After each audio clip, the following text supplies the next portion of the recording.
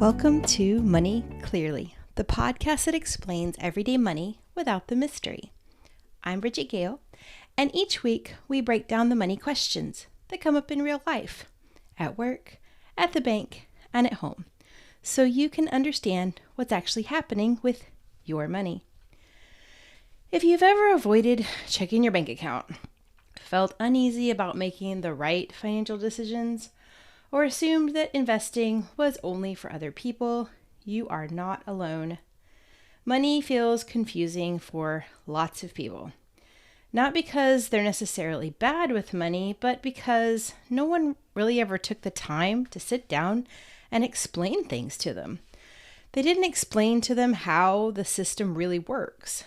We're just kind of expected to know how to use bank accounts, how to manage our credit, and how to make these long-term money decisions. It's really overwhelming, and we get really scared that we're going to mess this up. And when we don't really know what to do, we get confused, and confusion can turn into shame and frustration, and you just want to throw your hands in the air and go, I don't know what I'm supposed to do. Help me. That's not a personal failure. That is an education gap. So let me say that again, because you really need to drive that one home, guys. It is not a personal failure. This is not something that you did wrong. This is an education gap. Our school system is not helpful in teaching kids actual practical money in everyday life. They teach us algebra, they teach us geometry, statistics, trigonometry, but they don't actually teach us how to balance a checkbook, how to fill out the forms for your first job, how to understand what employers are asking when they're saying, choose an HMO, choose a PPO. These things are just mystifying. Like, how do I know what to do? I know that as a 20-something in my first job, I was completely overwhelmed and I had no idea what I should be choosing. It was scary. These problems are all education gaps. This podcast exists so that we can close that gap. How do we do that? Well, we're going to do that by slowing things down. We're going to build a foundation of understanding first, and then we'll go on to talk about those really big, scary topics. But first, we're just going to make sure that we are on the same page for understanding how money moves, what accounts are for. What am I supposed to be looking at? When I get this statement in the mail, how do I read it? What is this telling me? We're just going to go very slow, and we're going to talk about each one of those steps and build, and eventually we'll get into those big topics like what's a 401k? What's stocks? How do I invest? Because all of these things are completely within your grasp. They are not things that only other people should have access to. These are things that absolutely everyone should have access to. We're going to make sure that you understand what those things are so you can decide which financial concepts are right for your life and how you can apply them and feel confident that you're knowledgeable enough to make these choices. So we are going to define terms as we go. We're going to pull back the curtain on all of these systems that are working behind the scenes and slowly explain how they work and why they work the way they do. We're going to talk through everything. If acronyms come up, we're going to stop. We're going to explain the acronym. We're going to say why we're using it. We're going to define these terms so that when people start talking in these big money language and you're like, I don't understand what they're saying, you don't feel left behind. We're going to demystify money. We're going to talk about how money moves. And we're not going to try to fix everything all at once because, hey, Rome wasn't built in a day. But we are going to try to build an understanding calmly, one step at a time, and then we'll move forward. And if at any point you feel overwhelmed or you need to hear it again, you can always replay the podcast. Think about the things that we're discussing, all the terms that we're discussing, because I know that these are things that everyone can get a handle on. Before we go any further, I want to share a little bit about why I care so much about explaining money. I grew up in rural Texas, and like many families out there, we didn't have a whole lot of money. And I watched my parents living paycheck to paycheck, stressed out all the time, wondering how they were going to make ends meet. We didn't take fancy vacations. In fact, in my entire childhood, I think I left the state of Texas one time, and that was to visit some friends that lived in Arkansas. It became my motivation that growing up that way, I wanted something different. I wanted something different for me. I wanted something different for my family. I didn't necessarily want to chase wealth. I didn't think, oh my God, I want to be a millionaire. But I wanted to be in a place where my money choices were because I chose them and not because I felt stressed under pressure. So I could choose to spend money on a vacation. I could choose to spend money buying, a better computer or whatever came along. I was able to make a choice.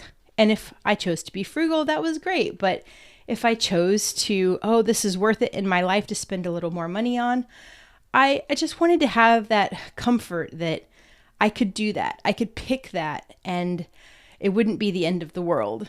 My parents, it wasn't like that. It did feel like if they chose this one big thing, then how were they going to pay for it? And it was going to take 2 months just to pay for things. Well, we were big time layaway shoppers. So, I just wanted to not be in that cycle. I thought, well, how can I do that? How can I get myself out of this? And for me, the answer was education. I was a pretty smart student, and I knew that if I could keep studying and maybe get a scholarship, then I could go to a nice college and potentially earn a degree that would make me more money than what I saw my parents earning. I was able to get a scholarship to the University of Southern California, and that was a really good thing because for sure my parents wouldn't have been able to send me to that school. I graduated with a degree in computer science, and I got a job in the computer industry. At one point, I found myself spending a year teaching, and that was not what I expected to be doing with a computer science degree, but life has a funny way sometimes of throwing you some curveballs. So I embraced it and started teaching complex systems like software architecture, infrastructure, things that, people a lot of times think are really too hard to understand. They can't be put in layman terms. Sure, they can. What I learned really quickly was that when something feels confusing, it's not because it's too hard. It's usually because someone hasn't explained it well. That same approach has carried into my life even after my jobs in tech and school and everything. I homeschooled my 2 children, and I helped countless other people get a hold of their finances. I've had people over the years come to me and say, oh my God, what do? I don't know what to do with this money. I don't know how to make this choice. I don't know how to. And I've found that these are the problems that they have because they don't feel empowered to make the decision because they don't have enough knowledge. So we sit down and we've talked about the why behind how the things work. And typically when I explain something to people, then they do feel like they can make a choice that's right for their life. So now, over a lot of time, through a lot of learning and building my own consistent habits and teaching people along the way, I am fortunate enough that my family and I have built long-term stability. I'm in that place I always wanted to be where money decisions are my decisions. It's not the money driving me to make a decision because I don't have enough of it. It's me saying I intentionally want to use my money for this particular purpose and then saving for that, or having an extra fund that I can go into that allows me to spend on the things that I find important. Now I would like to pay that forward to everyone else out there so that you can have the same clarity that I have, and so that you don't have to stress or second guess yourself.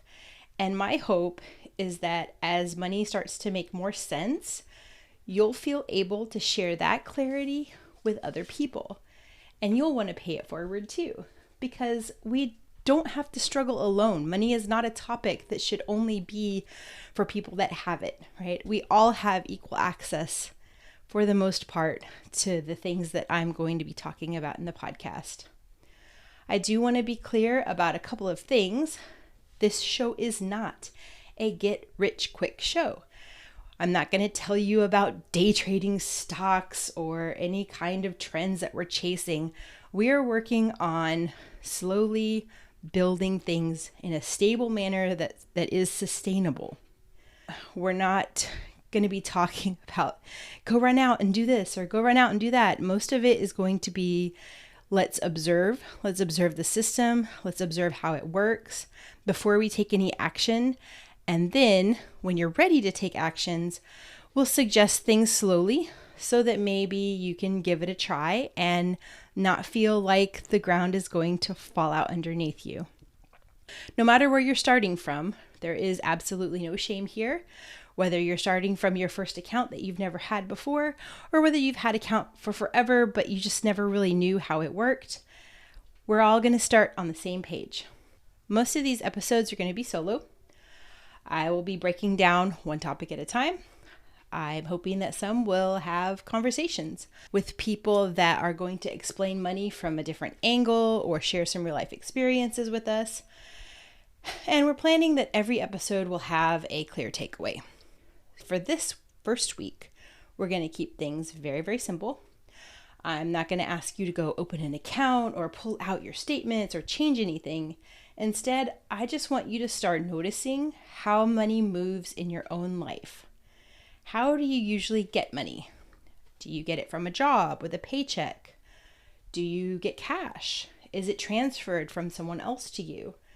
And then how do you usually spend that money? Do you use a debit card? Do you pay with cash? Do you use cash apps?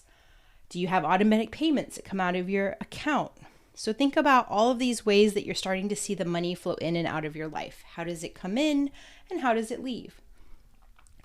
And then think about the things that money is being used for, right? Money leaves your life regularly for what? Food, transportation, your phone bill.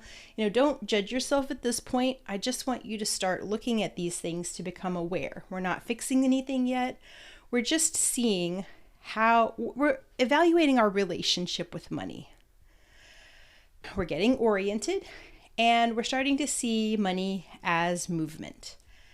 In the next episode, we'll start building the foundation by talking about some different types of bank accounts and what they're designed to do. So these are accounts you may already have. They may be accounts that you're looking to open, right? Checking accounts, savings accounts. Those things, we're going to talk about what they're built for, who they're built for, and what they mean. That's it for today. Thanks for listening to Money Clearly. New episodes come out weekly, and until next week, take care of your money so it can take care of you.